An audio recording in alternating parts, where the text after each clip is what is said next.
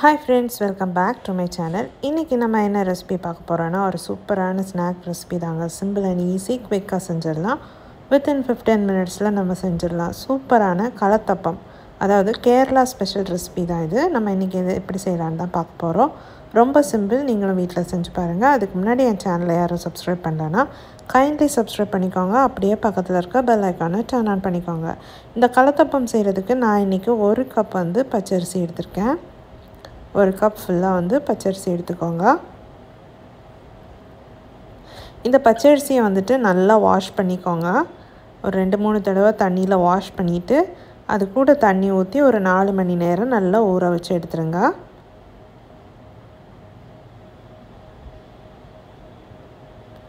இப்போ அதை வந்து மிக்ஸி ஜாரில் நம்ம ரைஸை வந்து ஆட் பண்ணிக்கோங்க. ஊற வச்ச அரிசியை வந்துட்டு மிக்ஸி ஜாரில் ஆட் பண்ணிக்கோங்க.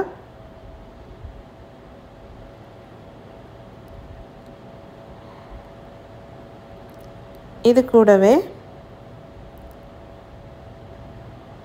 2 டேபிள் ஸ்பூன் வந்து சோறு சேர்த்துக்கோங்க. அதாவது குக் பண்ண ரைஸ் 2 டேபிள் ஸ்பூன் சேர்த்துக்கோங்க. 3 டேபிள் ஸ்பூன் வந்து துருவின தேங்காய் சேர்த்துக்கோங்க.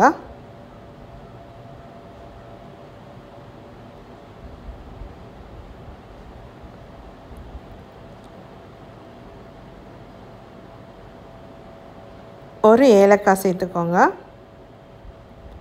ஏலக்காய் 1 போதும், அதிகமாக சேர்க்காதீங்க. இதுவே நல்லா ஃப்ளேவர்ஃபுல்லாக இருக்கும். ஸோ 1 போதும். 1/4 டீஸ்பூன் ஜீரகம் சேர்த்துக்கோங்க.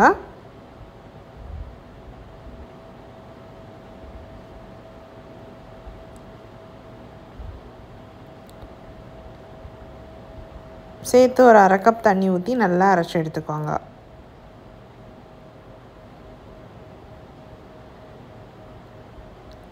இப்படி நல்லா அரைச்சி இன்னொரு பாத்திரத்தில் ட்ரான்ஸ்ஃபர் பண்ணி வச்சுக்கோங்க. இந்த மாவு கொஞ்சம் வாட்டரியாக தான் இருக்கும், ரொம்ப திக்காக இருக்காது. ஸோ இந்த அளவுக்கு வாட்டரியாக எடுத்துக்கோங்க அடித்து. இப்போ நான் வந்து 1 கப் வந்து சர்க்கரை எடுத்திருக்கேன். உங்களுக்கு ஸ்வீட்டனிங் ஜாஸ்தியாக வேணும்னா கூட ஒரு 1/2 கப் எடுத்துக்கலாம். நான் வந்து இது மைல்டான ஸ்வீட்டாக செய்கிறதுனால நான் வந்து 1 கப் சர்க்கரை எடுத்திருக்கேன். இந்த 1 கப் சர்க்கரை கூட ஒரு 1/4 கப் அளவுக்கு தண்ணி ஊற்றிக்கோங்க. ஊற்றி இதை மெல்ட் பண்ணி எடுக்கணும். ஸோ ஸ்டவ்வில் வச்சு ஜஸ்ட் வந்து இதை மெல்ட் பண்ணி எடுத்துக்கோங்க. பாகு கன்சிஸ்டன்சியெல்லாம் வேண்டாம், ஜஸ்ட் வந்து இதை உருக்கி எடுத்துக்கோங்க. ஏன்னா அப்போ தான் அதில் இருக்க கல் தூசி ஏதாவது இருந்துச்சுன்னா அதை நம்ம ஃபில்டர் பண்ணி எடுக்க முடியும். ஸோ அதை வந்து உருக்கி எடுத்துக்கோங்க. இப்போ நம்ம இதை ஃபில்டர் பண்ணிவிட்டு அந்த மாவில் ஆட் பண்ணிடலாம். கூடவே அதை நல்லா வந்து மிக்ஸ் பண்ணிக்கோங்க. ஏன்னா இது நம்ம சூடாக அதில் ஆட் பண்ணுறதுனால மாவு வந்து திக்காயிடக்கூடாது. ஸோ நல்லா மிக்ஸ் பண்ணிக்கோங்க.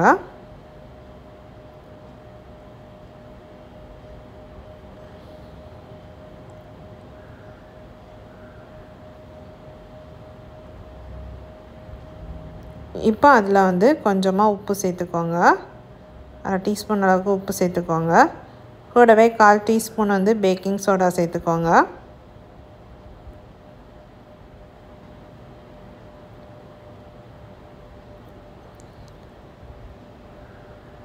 சேர்த்து நல்லா மிக்ஸ் பண்ணிக்கோங்க.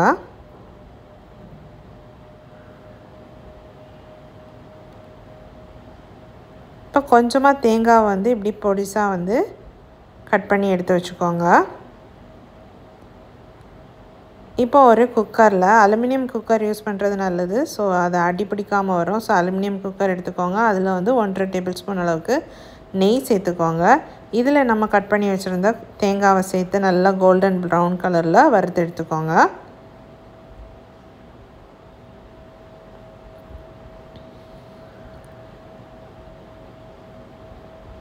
நல்லா வறுத்து எடுத்துக்கோங்க. இது கூட வந்துட்டு நான் பிளாக் ரைசன்ஸ் ஆட் பண்ணியிருக்கேன்.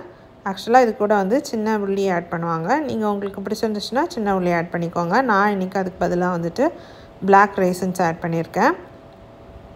இப்போ அதில் நம்ம ரெடி பண்ணி வச்சுருக்க மாவை ஊற்றிக்கோங்க. மாவு இந்த அளவுக்கு தண்ணியாக தான் இருக்கணும், ரொம்ப வந்து திக்காக இருக்கக்கூடாது, இந்த அளவுக்கு வாட்ரியாக இருக்கணும். ஊற்றிட்டு ஒரு நிமிஷம் வந்து ஹை ஃப்ளேமில் வச்சுக்கோங்க. ஃப்ளேம் வந்து ஹையாக வச்சு ஒரு 1 மினிட் வந்து குக் பண்ணிக்கோங்க. அதுக்கப்புறமா வந்துட்டு ஃப்ளேம் வந்து குறைச்சிக்கோங்க. குறைச்சிட்டு மூடி போட்டுட்டு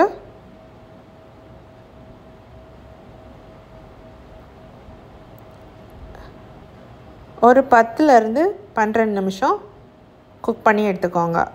மேலே வந்து வெயிட் போடாதீங்க, வெயிட் வேண்டாம். ஸோ இப்படியே மூடி போட்டு ஒரு 10 to 15 மினிட்ஸ் ஆர் 12 மினிட்ஸ் வந்து குக் பண்ணி எடுத்துருங்க. சூப்பரான கலத்தப்பம் ரெடிங்க. இப்போ பார்த்தீங்கன்னா சைடெல்லாம் நல்லா விட்டு வந்துடுச்சு. இப்போ நமக்கு இது நல்லா குக் ஆகிடுச்சு. இதை வந்து நல்லா ஆற விட்டுருங்க.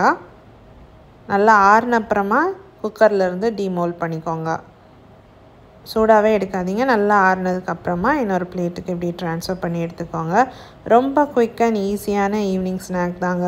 ஒரு 3-4 இன்க்ரீடியன்ட்ஸ் இருந்தால் போதும், டக்குன்னு வந்து வீட்டிலே செஞ்சிடலாம். ரொம்ப டைம் எல்லாம் எடுக்காது, நல்லா டேஸ்ட்டாகவும் இருக்கும். ஸோ நீங்கள் வந்து இதை உங்கள் வீட்டில் ட்ரை பண்ணி பாருங்கள். ஹெல்த்தியான ரெசிபி கூட. ஈவினிங் குட்டீஸ் வந்துட்டு ஸ்கூல் விட்டு வந்துச்சுன்னா நீங்கள் இதை வந்து செஞ்சு கொடுத்து பாருங்கள், அவங்களுக்கும் ரொம்ப பிடிக்கும்.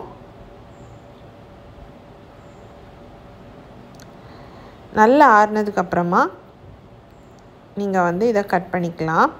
ஆக்சுவலாக அன்றைக்கே கட் பண்ணுறதை விட அடுத்த நாள் கட் பண்ணால் இன்னும் டேஸ்ட்டாக இருந்துச்சு. ஸோ வந்து நீங்கள் வந்து 1 டே முன்னாடி செஞ்சு வச்சுட்டு அடுத்த நாள் கட் பண்ணால் கூட நல்லா தான் இருக்கும். அன்றைக்கே கட் பண்ணி சாப்பிட்டாலும் நல்லா தான் இருக்கும். உள்ளாடி பார்த்திங்கன்னா இப்படி லேயராக இருக்கும், நல்ல லேயர்ஸ். அது ஆறுனதுக்கப்புறம் நீங்கள் பார்த்திங்கன்னா இன்னும் நல்ல லேயர்ஸ் தெரியும்.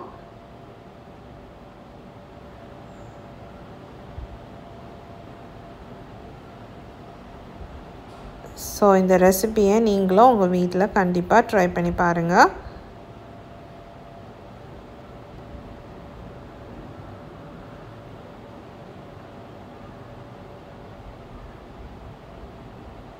நல்ல டேஸ்டியான simple and easy snack recipe. இது வந்து ஆறுனதுக்கப்புறம் நான் வந்து எடுத்த பிக்சர். இது வந்து நல்ல லேயராக உள்ளடி இப்படி தான் இருக்கும். இதே மாதிரி நிறைய ரெசிபீஸ் நம்ம சேனலில் இருக்குங்க. இதே மாதிரி வந்துட்டு அரிசி அல்வா இருக்குது, அது ரொம்ப டேஸ்ட்டாக இருக்கும். அதுவும் நீங்கள் ட்ரை பண்ணி பாருங்கள். வீட்டிலே நம்ம அரிசி அல்வா எப்படி செய்யலான்ட்டு, தோதல் அது எப்படி செய்யலான்றதும் நம்ம சேனலில் இருக்குது, அதையும் செக் பண்ணிக்கோங்க.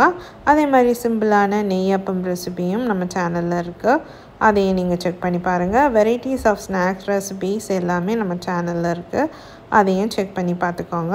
என்னோடய வீடியோஸ் உங்களுக்கு பிடிச்சிருந்துச்சுன்னா மறக்காமல் என் சேனலை சப்ஸ்கிரைப் பண்ணுங்கள், லைக் பண்ணுங்கள், ஷேர் பண்ணுங்கள். தேங்க்யூ.